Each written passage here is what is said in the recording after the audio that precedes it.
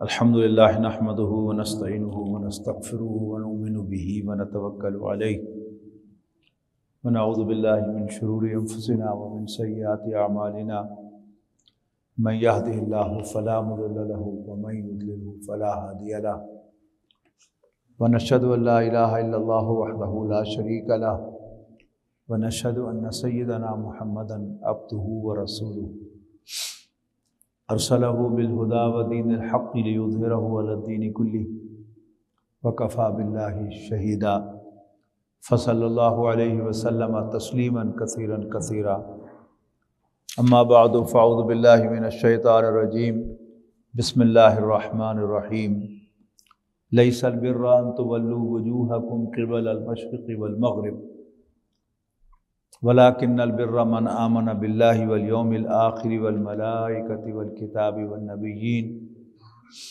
وآتى المال على حبه ذوي القربى واليتامى والمساكين وابن السبيل والسائلين وفي الرقاب وأقام الصلاة وآتى الزكاة والموفون بعهدهم إذا عاهدوا والصابرين في البأساء والضراء وحين البأس اولئک الذین صدقوا واولئک هم المتقون۔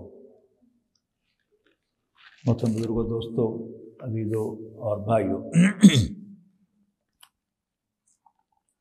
خطبہ مسنونہ کے بعد آج میں نے آپ کے سامنے سورۃ البقرہ کی آیت نمبر 177 کی تلاوت کی ہے۔ یہ قرآن مجید کی طویل آیات میں سے ایک ہے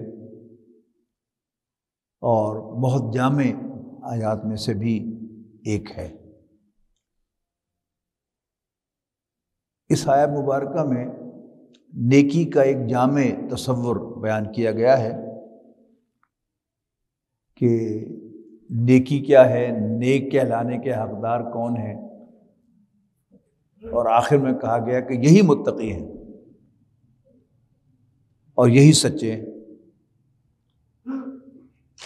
انسان کا کردار اس کے اندر کا عکاس ہوتا ہے، اور جو کچھ وہ زبان سے کہہ رہا ہے اس کا عمل بھی اس کے مطابق ہو تو پھر اس کی صداقت میں کوئی شبہ باقی نہیں رہتا۔ نیکی کے بے شمار تصورات مسلمان معاشروں کے اندر پائے جاتے ہیں، اور ہر شخص یہ سمجھتا ہے کہ میں نیک آدمی ہوں۔ ایک پڑھا لکھا شخص جو ہے وہ یہ سمجھتا ہے کہ نماز روزہ تو ذاتی معاملات ہیں، ان کی اتنی اہمیت نہیں ہے، لیکن جو آپ کی دوسروں کے ساتھ ڈیلنگ ہے وہ فیئر ہو تو پھر آپ نیک آدمی ہیں۔ آپ کسی سے جھوٹ نہ بولیں، کسی کو چیٹ نہ کریں، اور کسی پر کوئی زیادتی نہ کریں تو آپ نیک آدمی ہیں۔ اسی طرح ہمارے کاروباری حلقوں میں نیکی کا اپنا ایک تصور ہے۔ وہ تصور یہ ہے کہ نماز، روزہ، حج، زکوٰۃ، اس کا تو اتنا اہتمام ہو کہ ہر سال حج ہو، سال میں 2 عمریں ہوں، رمضان بھی وہاں جا کے گزارا جائے اور ربیع الاول بھی وہاں کا چکر لگایا جائے۔ باقی اپنے کاروباری معاملات میں اگر ہم جو کاروبار کی جو روش چل رہی ہے اس کے مطابق اپنا کاروبار چلائیں تو پھر ہم نیک آدمی ہیں، ہم سے زیادہ نیک تو ہے کوئی نہیں۔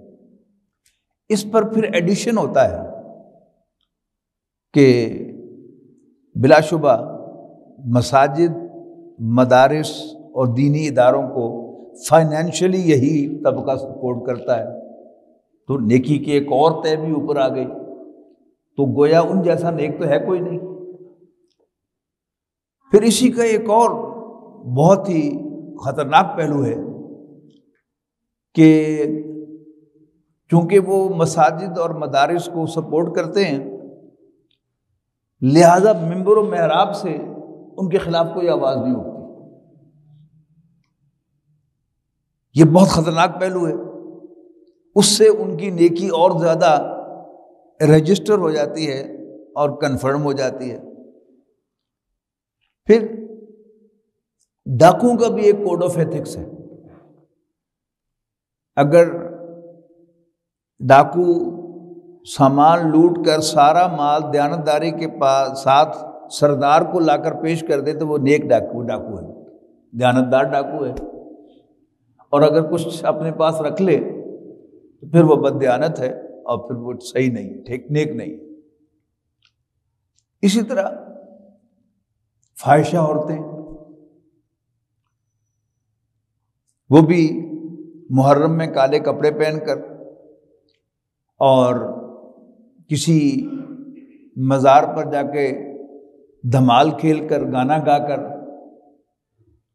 کوئی قوالی گا کر وہ سمجھتی ہیں کہ ہم نے بھی نیکی کا حق ادا کر دیا ہے. تو وہ جو کہا تھا کہ اڑائے کچھ ورق لالے نے, کچھ نرگس نے, کچھ گل نے, چمن میں ہر طرف بکھری ہوئی ہے داستان میں.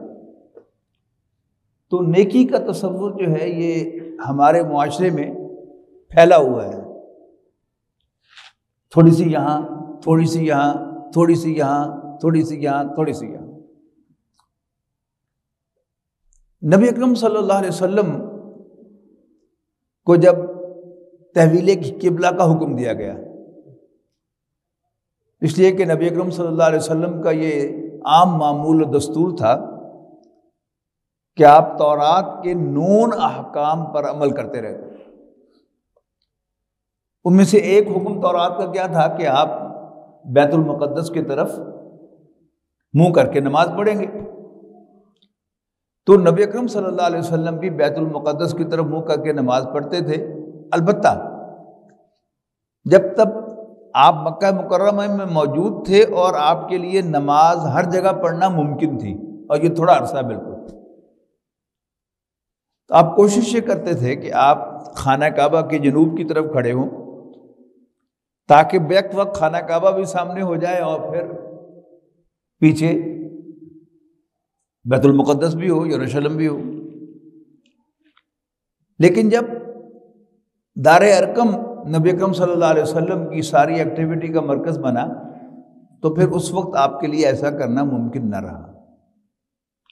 لیکن جب آپ مکہ مکرمہ سے ہجرت کر کے مدینہ منورہ چلے گئے تو پھر تو کام بہت خراب ہو گیا. یعنی مدینہ منورہ کے نارتھ میں یروشلم ہے اور ساؤتھ میں مکہ ہے. اب اگر خانہ کعبہ کی طرف رخ کرتے ہیں تو بیت المقدس کی طرف پیٹھ ہوتی ہے, اور ادھر رخ کرتے ہیں تو خانہ کعبہ کی طرف پیٹھ ہوتی ہے. تو دوسرے پارے کے آغاز میں نبی اکرم صلی اللہ علیہ وسلم کے احساسات کی ترجمانی کی گئی ہے کہ ہم آپ کا چہرہ آسمان کی طرف اٹھتے ہوئے دیکھتے رہے ہیں کہ آپ چاہتے ہیں کہ ہم آپ کے لیے قبلہ بدل دیں اور آپ کو اجازت دے دیں کہ آپ خانہ کعبہ کی طرف رخ کر کے نماز پڑھیں. لہذا لیجئے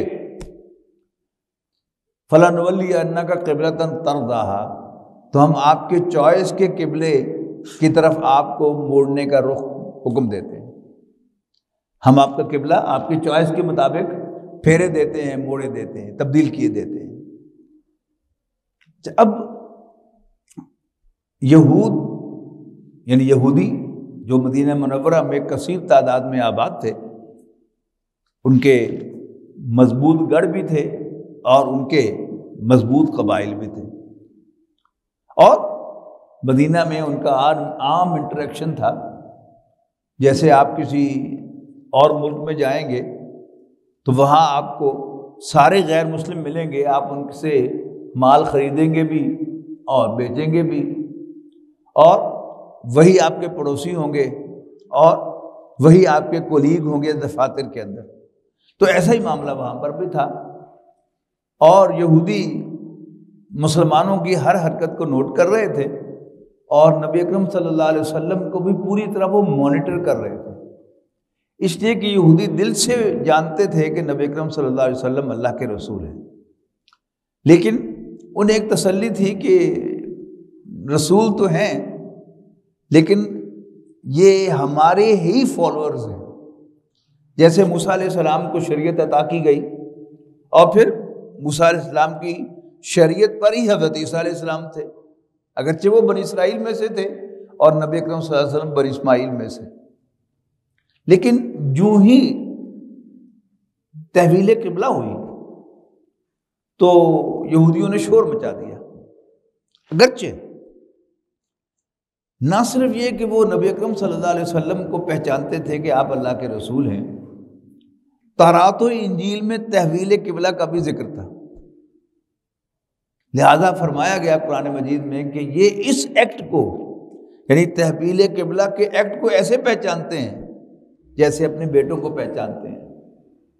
لیکن اعتراض چونکہ کرنا تھا نا، تو اب انہوں نے طوفان کھڑا کر دیا، مسلمانوں کو پریشان کرنا شروع کر دیا، اور مسلمانوں پر، نبی اکرم صلی اللہ علیہ وسلم پر طرح طرح کے اعتراضات کرنے شروع کر دیے۔ مسلمانوں سے کہا اچھا یہ جو 18 مہینے تم نے ادھر رخ کر کے نماز پڑھے ہیں، اس کا مطلب تو یہ ہوا کہ تمہاری وہ نمازیں ضائع ہو گئی۔ وہ بھی قرآن مجید تو کلیریفائی کرنا پڑا کہ اللہ تمہارے ایمان کو، تمہاری نمازوں کو ضائع کرنے والا نہیں ہے۔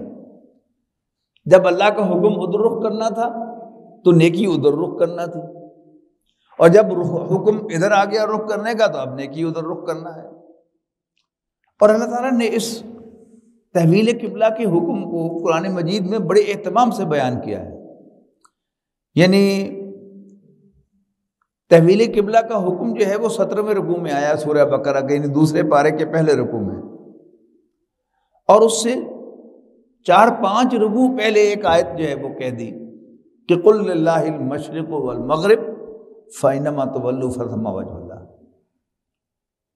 کہ اے نبی بتا دو ان کو کہ مشرق و مغرب اللہ ہی کے ہیں، جدھر بھی تم رخ کرو گے اللہ کی طرف تمہارا رخ ہوگا۔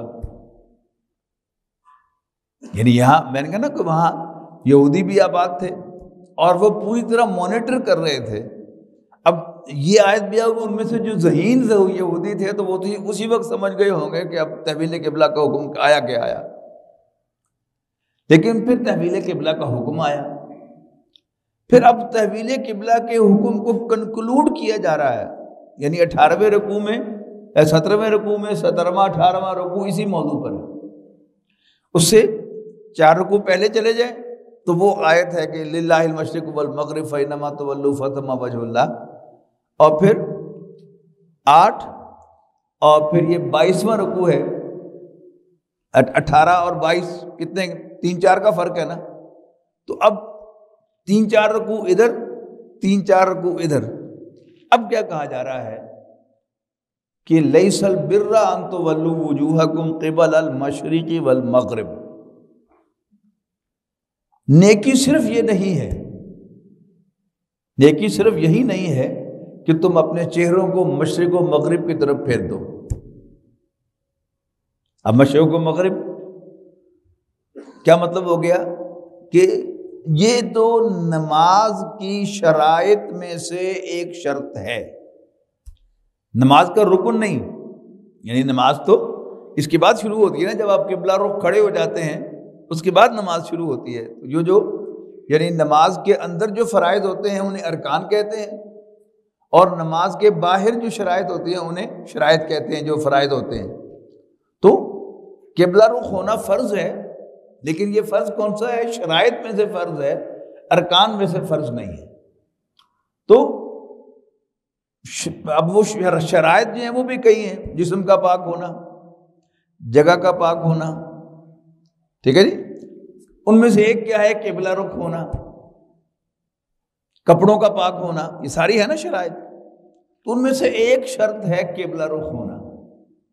یہ کل نماز بھی نہیں ہے، کل شرائط بھی نہیں ہے، پھر پورا دین کیسے ہو سکتے ہیں؟ تو یہ تو ایک دین کا چھوٹا سا جز ہے،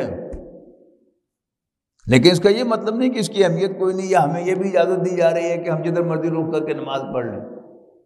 حکم اللہ کا ہے، اور 17ویں 18ویں رکوع کو آپ پڑھیں کہ کتنی دفعہ اس بات کو دہرایا گیا ہے کہ جہاں بھی ہو، جدھر سے بھی نکلو، جہاں سے بھی جاؤ، فَوَلُّوا وُجُوهَكُمْ شَطْرَهُ، تم خانہ کعبہ کی طرف رخ کر لیا کرو۔ لیکن یہاں اس کو اس کانٹیکسٹ میں کہا جا رہا ہے کہ یہ تو دین کے ایک رکن یعنی نماز کی بھی شرائط میں سے ایک شرط ہے، کل دین نہیں ہے۔ نیکی صرف یہی نہیں ہے کہ تم اپنے چہروں کو مشرق و مغرب کی طرف پھیر دو، وَلَٰكِنَّ الْبِرَّ مَنْ آمَنَ بِاللَّهِ وَالْيَوْمِ الْآخِرِ وَالْمَلَائِكَةِ وَالْكِتَابِ وَالنَّبِيِّينَ وَآتَى الْمَالَ عَلَىٰ حُبِّهِ إِلَىٰ آخِرِ الآیہ، کہ نیکی صرف یہی نہیں ہے کہ تم اپنے چہروں کو مشرق و مغرب کی طرف پھیر دو، بلکہ نیکی تو اصل میں اس کی نیکی ہے، یعنی نیک کہلانے کا حقدار تو وہ ہے جو یہ سارے کام کرتا ہے۔ اچھا وہ سارے کام کیا ہے؟ وہ یعنی سیٹ آف ڈیڈز ہے۔ پہلا سیٹ کیا ہے؟ ایمان، من آمن باللہ والیوم الآخر والملائکۃ والکتاب والنبیین۔ نیکی تو اس کی ہے کہ جو ایمان لائے اللہ پر، یوم آخر پر، فرشتوں، کتابوں اور نبیوں پر، اور وَآتَى الْمَالَ عَلَىٰ حُبِّهِ ذَوِي الْقُرْبَىٰ وَالْيَتَامَىٰ وَالْمَسَاكِينَ وَابْنَ السَّبِيلِ وَالسَّائِلِينَ وَفِي الرِّقَابِ، اور وہ اپنا محبوب مال دے، مال کی محبت کے ہوتے ہوئے۔ کس کس کو دے؟ قرابت داروں کو، یتیموں کو، مسکینوں کو، مسافروں کو، سوال کرنے والوں کو، اور گردنوں کے چھڑانے میں، غلاموں کو آزاد کرنے میں۔ مطلب کیا ہوا؟ نمبر ایک اس کا ایمان ہو، نمبر دو اس میں انسانی ہمدردی ہو، یہ دوسرا ہیڈنگ ہو گیا۔ اب تیسرا ہیڈنگ آ رہا ہے اس کے بعد، وَأَقَامَ الصَّلَاةَ وَآتَى الزَّكَاةَ، اور وہ نماز قائم کریں اور زکوٰۃ ادا کریں۔ تیسرا ہیڈنگ ہو گیا عبادات۔ چوتھا ہیڈنگ وَالْمُوفُونَ بِعَہْدِهِمْ إِذَا عَاهَدُوا، اور ایفا کرنے والے اپنے وعدوں کو، اذا عاہدوا، جب کبھی وہ کوئی معاہدہ کر لیں، والصابرین فی الباساء والضراء وحین الباس۔ یہاں صرف میں اشارتاً آپ کو بتا دیتا ہوں کہ کافرین اور کافرون، ان دونوں کا مطلب کیا ہے؟ Non believers. لیکن ان میں فرق کیا ہے؟ ان میں فرق ہی اور ہم والا ہے۔ یعنی جیسے آپ کسی شخص کے بارے میں مینشن کرتے ہوئے کبھی اس کے لیے ہی استعمال کرتے ہیں، کبھی ہم استعمال کرتے ہیں۔ ہی کب استعمال کرتے ہیں؟ جب وہ نومینیٹو فارم میں ہوتا ہے، سبجیکٹو فارم میں ہوتا ہے، اور ہم کب استعمال کرتے ہیں؟ جب وہ آبجیکٹو فارم میں ہوتا ہے۔ کیا اور بھی مواقع ہیں جن کی جگہ جہاں پر آپ ہم استعمال کریں گے؟ ایوری باڈی وینٹ ایکسیپٹ ہم، تو یہ کیا ہے؟ جس کو انگریزی آتی ہے اس کو یہ سارے قواعد جو ہے وہ معلوم ہے۔ تو عربی میں موفون اور موفین، ان دونوں میں فرق کیا ہے؟ وہی ہے، ایک نومینیٹو فارم ہے، ایک پوزیسو اور ایڈجیکٹو فارم ہے۔ صابرون اور صابرین، ایک نومینیٹو فارم ہے، ایک آبجیکٹو یا پوزیسو فارم ہے۔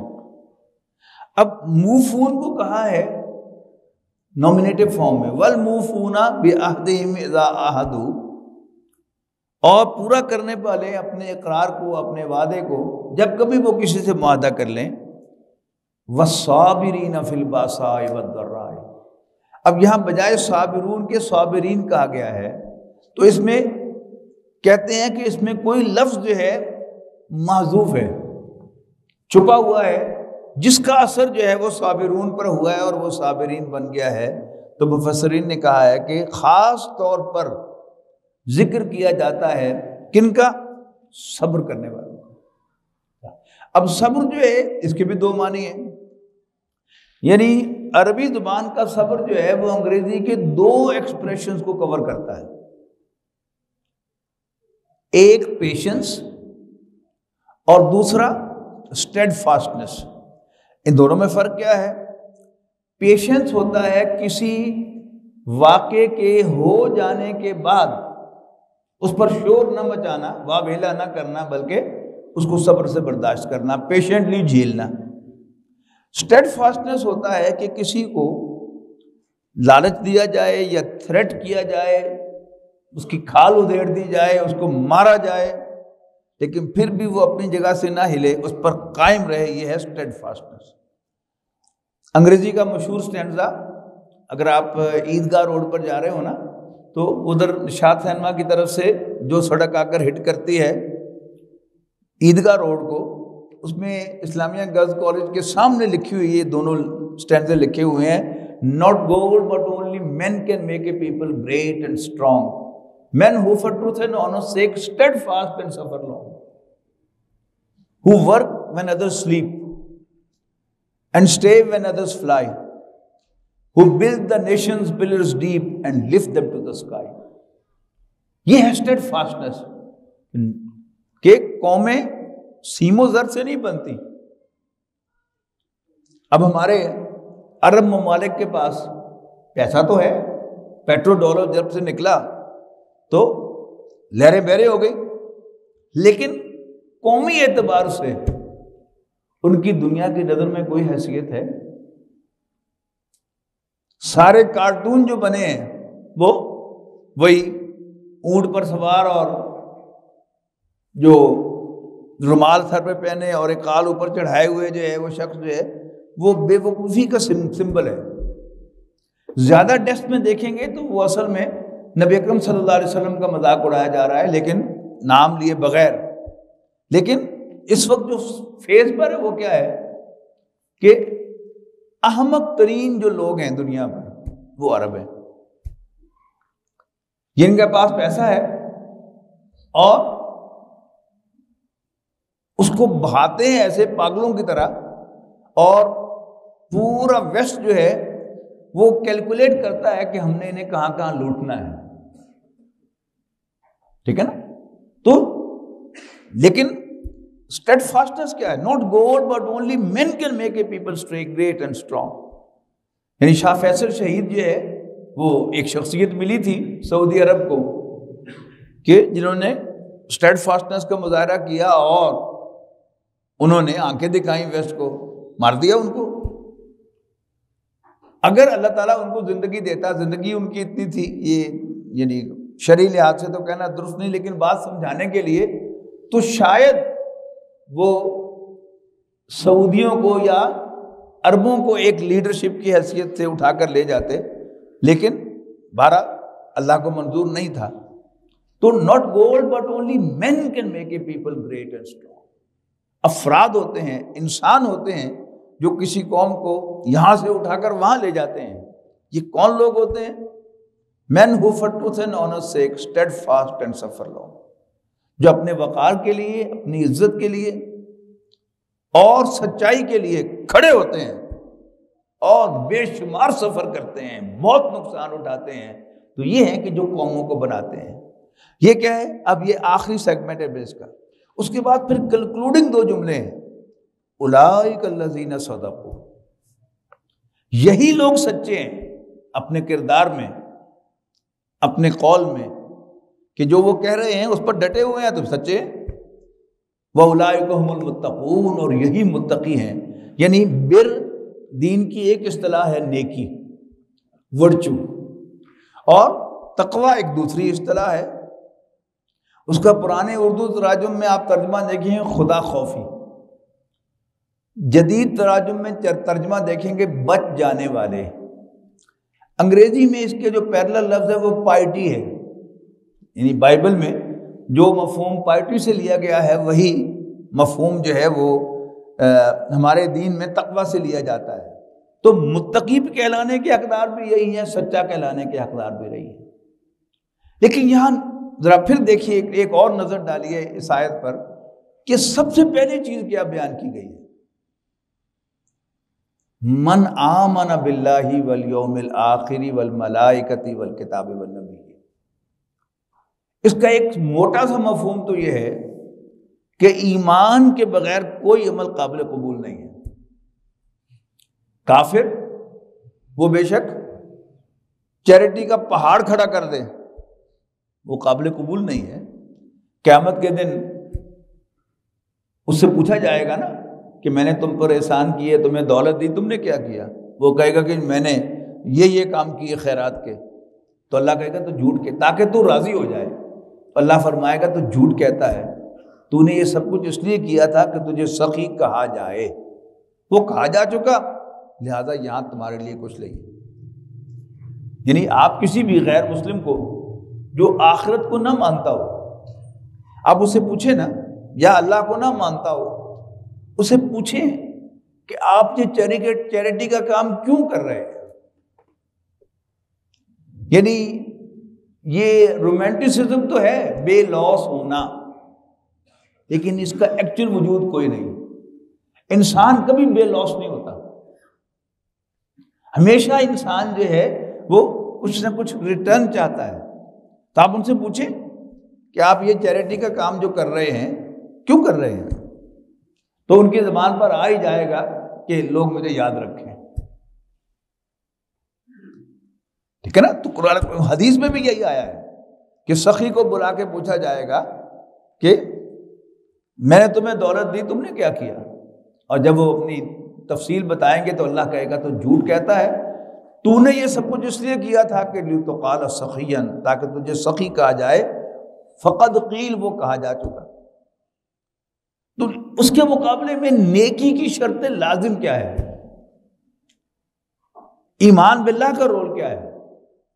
اللہ کو راضی کرنے کے لیے کیا ہوگا.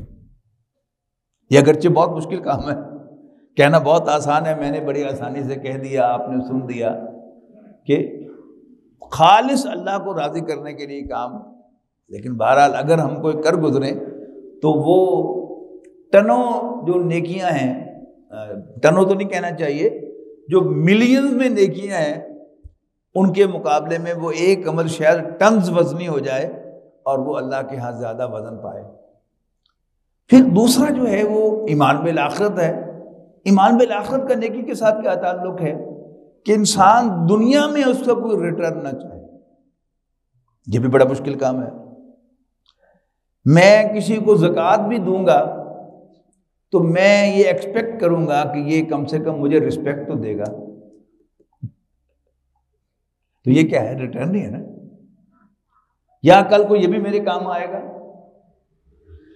آپ کو معلوم ہے کہ اہل علم نے اپنے ملازموں کو زکوٰۃ دینا جائز نہیں قرار دیا. کیوں؟ آپ ان سے کام لے رہے ہیں نا, تو جب آپ اپنی زکوٰۃ بھی ان کو دیں گے تو یو وڈ ایکسپیکٹ کہ اب وہ زیادہ آپ کی خدمت کریں گے. تو یہ تو ٹرینڈ ہو گیا, تو اللہ کے لیے تو نہیں دی زکوٰۃ. یعنی اللہ کو راضی کرنے کے لیے اور آخرت میں اجر پانے کے لیے عمل کیا گیا ہو تب وہ نیکی قرار پاتا ہے, ورنہ وہ عمل ہی ہوتا ہے, نیکی نہیں بنتا. اس کے بعد جو تین ہیں ان سب کو اکٹھا کر دیں تو وہ ایمان بالرسالت ہے. نیکی میں ایمان بالرسالت کا رول کیا ہے کہ وہ نبی اکرم صلی اللہ علیہ وسلم یا جو رسالت کے چینل سے اپرووڈ ہے وہ تو نیکی ہے, اور جو اس چینل سے اپرووڈ نہیں ہے وہ نیکی نہیں ہے. مثلا رہبانیت. اب باقی مذاہب کے اندر رہبانیت ایک بہت نیک عمل ہے کہ کوئی شخص جو ہے وہ للہیت میں اللہ کے لیے اپنے آپ کو وقف کر دے, شادی بھی نہ کرے اور زندگی کے مزے بھی نہ لوٹے. لیکن نبی اکرم صلی اللہ علیہ وسلم کا عمل یہ نہیں ہے. آپ نے واضح فرمایا کہ شادی کرنا میرا طریقہ ہے, اور یہ بھی فرمایا کہ جسے میرا طریقہ پسند نہ ہو اس کا مجھ سے کیا تعلق ہے. اس کے بعد مال دینا, وآت المال علی حبہ, مال کی محبت کے ہوتے ہوئے, یعنی ایسا مال جو جس کو خود پہننے کو جی نہ چاہے, خود استعمال کرنے کو جی نہ چاہے. یعنی ایک وہ مال ہے کہ جب یہ آپ کے استعمال میں ہے, لیکن وہ مال کہ جس سے نفرت ہو وہ نیکی نہیں بنتا. لیکن جو کسی بھی درجے میں آپ کو پسند ہو آپ دیتے ہیں تو اس کا اجر ہے. اور وہ اس میں ایک ترتیب بیان کی ہے قرآن مجید میں. مختلف ہیڈنگز کے اندر جو لسٹ ہوتی ہے مختلف کاموں کی وہ اس موضوع کے مطابق ہوتی ہے, جس کی میں آپ بڑی سادہ مثال دیتا ہوں. قرآن مجید میں جہاں بھی حقوق کا ذکر ہوگا تو یاد رکھیے گا, بڑا اہم نقطہ ہے کہ اللہ کے حق بندگی کے فوراً بعد والدین کے حقوق کا ذکر ہوگا. 5 مقامات ایسے ہیں جہاں اللہ تعالیٰ نے اپنے حق بندگی کے بعد اللہ تشرکو باللہ شیئا وبالوالدین احسانا کہ اللہ نے فیصلہ کیا ہے، بنی اسرائیل سے وعدہ لیا تھا کہ تم اللہ کے سوا کسی کو شریک نہیں بناؤ گے اللہ کے ساتھ، اور والدین کے ساتھ اس نے سلوک کرو گے۔ سورہ بنی اسرائیل میں ایک ہی آیت میں وَقَضَىٰ رَبُّكَ أَلَّا تَعْبُدُوا إِلَّا إِيَّاهُ وَبِالْوَالِدَيْنِ إِحْسَانًا، تیرے رب نے فیصلہ فرمایا ہے کہ تم اللہ کے سوا کسی اور کی بندگی نہ کرو اور والدین کے ساتھ اس پہ سلوک کرو۔ لیکن جب اطاعت کا ذکر ہوگا یا محبت کا ذکر ہوگا تو ترتیب بدل جائے گی۔ اطاعت کا ذکر ہے تو اطیعوا اللہ و اطیعوا الرسول و اولی الامر منکم، اطاعت کرو، کہنا مانو اللہ کا اور کہنا مانو اللہ کے رسول کا، اور جو تم میں سے صاحب امر ہو، فیصلہ کرنے کے اختیار رکھتے ہو، ان کا کہنا مانو۔ ایک اسلامی ریاست میں خلیفہ ہے اور پوری جو ہائرارکی ہے ان کی اطاعت فرض ہے۔ ہم اس امام کو جس کو ہم کھڑا کرتے ہیں مصلی پر تو ہم اس کی اطاعت کرتے ہیں۔ تو لیکن جب ذکر ہوگا محبت کا، سورہ توبہ کی آیت نمبر 24 یاد کر لیجئے کہ کہہ دو ان سے صاف صاف، اگر تمہیں تمہارے باپ، تمہارے بیٹے، تمہارے بھائی، تمہاری بیویاں اور تمہارے رشتہ دار، اور وہ مال جو تم نے بڑی محنت سے کمایا ہے، اور وہ کاروبار جس کے مندہ پڑنے کا تمہیں خطرہ رہتا ہے، اور وہ گھر جو تم نے بڑے چاؤ سے بنوائے ہیں، اگر تمہیں اللہ کے رسول اور اللہ کے راستے میں جہاد کرنے سے زیادہ محبوب ہیں تو انتظار کرو موت کا، فتربصوا حتیٰ یاتی اللہ بامری، یہاں تک کہ اللہ تعالیٰ کا فیصلہ آ جائے، اللہ اپنا حکم لے آئے۔ واللہ لا یہدی القوم الفاسقین، اور اللہ تعالیٰ ایسے نافرمانوں کو ہدایت نہیں دیتا۔ تو محبت میں ترتیب کیا ہو گئی؟ اللہ کی محبت، اللہ کے رسول کی محبت، اور اللہ کے راستے میں جہاد کرنے کی محبت۔ تو یہاں بھی نیکی کے عنوان سے ترتیب کیا ہے؟ نمبر 1 ایمان ضروری ہے، نمبر 2 انسانی ہمدردی۔ ہمدردی اردو کا لفظ ہے، لیکن انفارچونیٹلی اردو تو اب ہچکولے ہی کھا رہی ہے، بس دفن کرنا باقی ہے اس کو، موت تو واقع ہو چکی ہے۔ تو کیا لفظ ہے یہ کہ ہمدردی، کسی کے درد کو محسوس کرنا اپنے دل میں اور پھر اس سے موو ہو کر اس کی مدد کرنا، یہ ہے ہمدردی۔ تو ہمدردی کا کھاتا، دل میں کسی انسان کا درد محسوس کرے انسان، اور یہاں پر یہ نوٹ کیجیے گا یہ انسان کا درد ہے، مسلمان کا درد نہیں ہے۔ زکوٰۃ کے لیے مسلمان آپ دیں گے صرف مسلمان کو، لیکن باقی صدقات کے لیے، خیرات کے لیے، نیکی کرنے کے لیے، ہمدردی کرنے کے لیے کوئی مسلمان ہونے کی شرط نہیں ہے۔ بلکہ ہمدردی میں تو جانوروں کے ساتھ بھی ہمدردی کرنے کی نبی اکرم صلی اللہ علیہ وسلم نے تلقین کی ہے۔ تو ہمدردی یہ دوسرا شعبہ ہے نیکی کے ہیڈنگ میں۔ تیسرا شعبہ ہے نماز، روزہ، حج، زکوٰۃ، وَأَقَامَ الصَّلَاةَ وَآتَى الزَّكَاةَ، اور چوتھا شعبہ ہے بین الانسانی معاملات میں فیئرنیس، جس کو یہاں پر کہا گیا ہے ایفا کرنے والے، آنر کرنے والے اپنے پرومسز کو، جب کبھی کسی سے وہ پرومس کر لیں۔ یہ کیا ہے؟ یہ چوتھا شعبہ ہو گیا۔